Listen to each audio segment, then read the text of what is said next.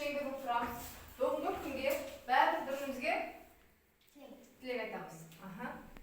Сымбат бастаймыз. Бүгін сабағымды беспен оқы. Бүгінгі сабағыма сәттілік тілеймін. Бүгінгі сабақта Нұрай белсенді. Бүгінгі сабақта Нұрай белсенді болды. Бүгінгі сабақта жас оқы. Бүгін сабақта белсенді оқушы болып жүреді. Апамыздың сабағымызда бүгінгі оқушысы тыңдасын. Жарайсыңдар. Ал енді біз топқа бөліну үшін екі топқа. Бірінші біз топпен жұмыс істеуіміз керек. Топпен жұмыс істеу үшін мен қазір өтіп жатырмық қой, біз растрлық суреттер. Біз растрлық суреттерді өткенбіз. Сол суреттерді практикалық сабақтар болғаннан кейін мен қазір растрлық, векторлық деп екі топқа бөлемін. Бұл топпен жұмыс енді. Қазір әрқайсымыз осы қима қағаздарды алып, құрастырып, әркім өз топтарына бөлінеді. Біреу екі рет алынады.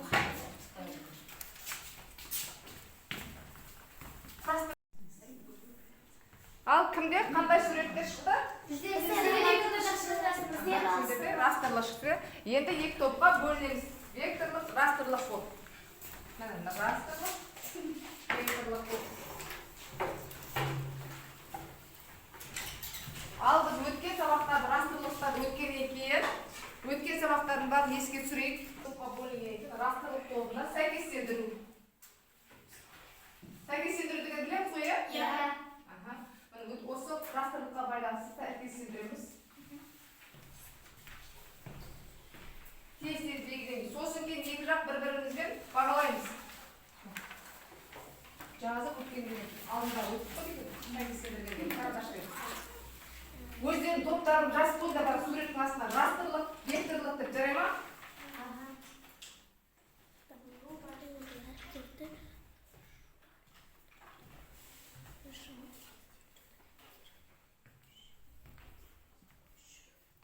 Әріпті деген жазған. Жуандату әріпті деген жылап барамын. Ал енді екі топ біткен болсақ маған айтыңдар. Екі топ бір-бірімізді тексереміз. Құлзай біт. Біттім. Жинақтап кетейік, растрлық, векторлық жазып қояйық. Тексере беріңдер. Әр сұрақ дұрыс жауапқа бір балды.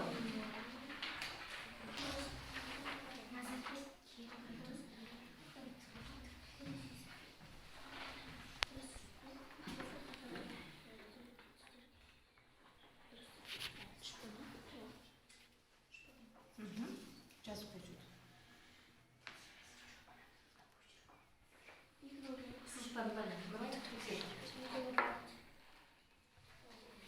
Мама, кім жазды? Біреуін тастап кетті. Ал енді екі топтың нәтижелерін тексерейік. Арай, векторлық тобы қанша балл жинады? Тексере беріңдер. Әр сұрақ дұрыс жауапқа бір балды.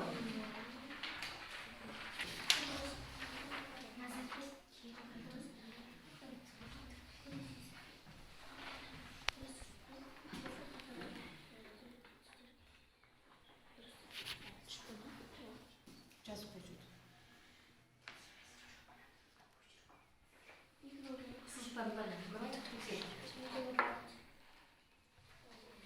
Мама, кім жазды? Біреуін тастап кетті.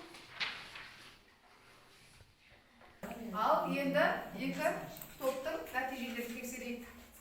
Арай, Құлзай орындан тұрып, растрлық тобының қанша балл жинағанын айта қой.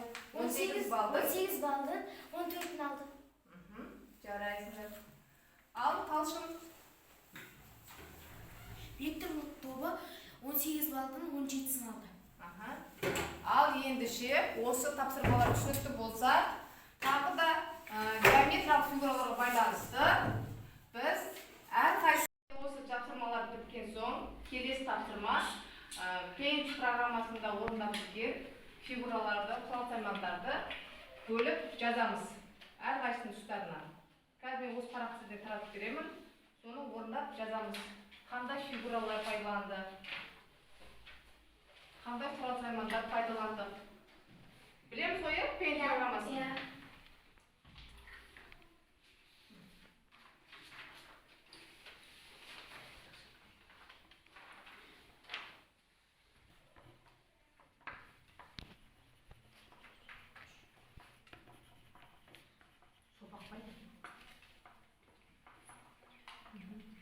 Kim керек дегенде мына саналып рахмат. Мына 1-еу, 2-еу болып тұрады. 3-еу, 4-еу, ана мен 5-еу деп.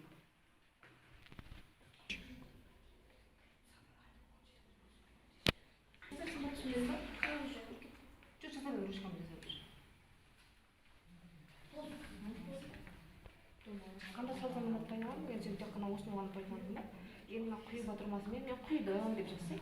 Сабақтың құрал саймандарын қоршап жазамыз.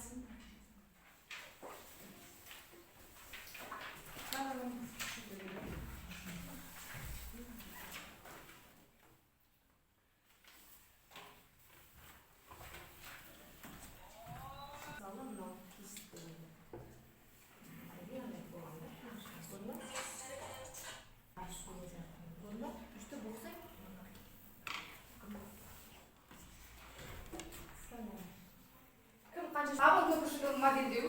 Бұл жерде біз файл нені Paint нет бар ғой, программаны ашамыз. Оның ішінде осындай міне бет беріледі. Paint Reader-ны басып шығарамыз, иә? Оған біз кірген кезде файл создать деген программа. Файл создать окей деп кіреміз міне терезеге. Терезе ашылады. Мәзіріне кіріп, стандарт менің ішіне кіреміз де Prida бағдарламасын ашамыз. Prida бағдарламасы ашылған соң создать командасын орындаймыз. Файл создать деп тұрады. Міне бүйтіп окей батырмасын басамыз. Енді осы жерде мына жерде берілген мына әр өзінің құрал саймандары не керек екені бәрі көрініп тұр. Бұл жерде біз геометриялық тік төртбұрышты қоршап алып, мына осы неге бетке түсіреміз. Мына төртбұрышты қозғатып түсірдік. Осыны біз мынандай түстер палитрасымен көк аспан түсті көк түспен бұны бояймыз ішін. Бояп болған соң шеңберді саламыз ортасына. Енді бояғаннан кейін мынандай әртүрлі жолақтар түсіреміз.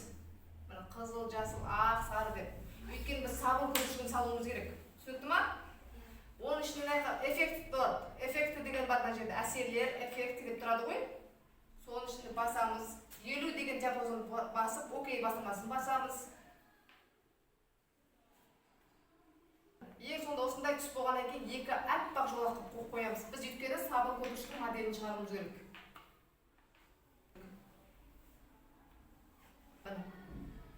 Ең соңында бізге сабын көпіршігі топ-топ болып шығу керек. Түсінікті ма? Иә. Осындай. Арайдікі мен Аружандікі. Аружандікі неге көк күмбек екеуінің де светі бірдей болып тұр ғой? Кім ерекшесі Арайдікі? Кім кіші? Қондызайдікі? Сымбат? Бұл топтың барлығы жақсы, бірақ оның ішіндегі Арайдікі. Жақсы жасалған ба? Арайдың жұмысы жақсы жасалған сене. Ал енді біз векторлық тобы орнымыздан тұрып, растрлық тобының жұмысын, Арайдың жұмыстарын сөйлемейміз.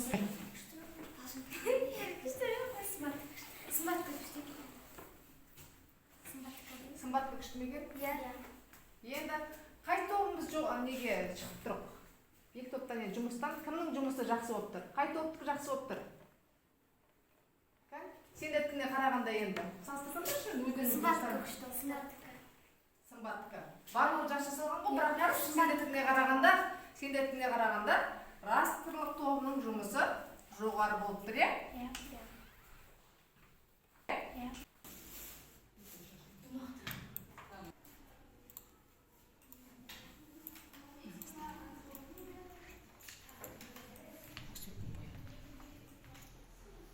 Сымбаттікі бітті.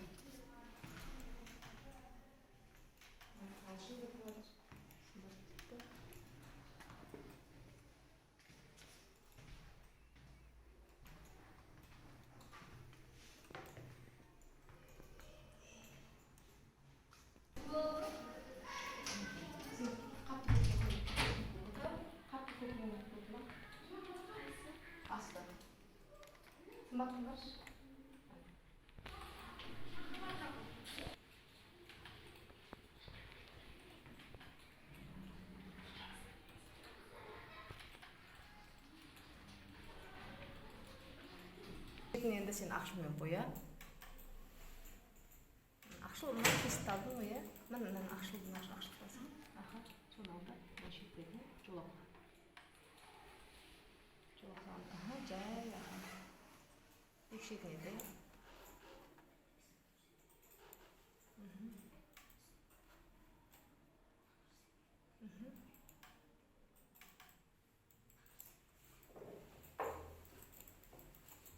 Өзгертсең цвет ақша цвет мына цветтер сенде сол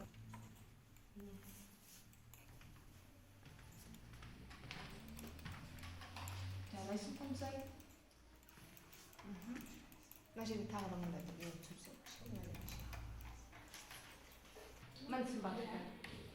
міне сымбат талшын түрі тура шықты ғой сымбат пен талшындікі талшын асетіңіз. Жарайсың талшын. Мен осылай. Ана немен ашты. Арасында видео жазып, жаттап, келеміз. Сау болыңдар балалар.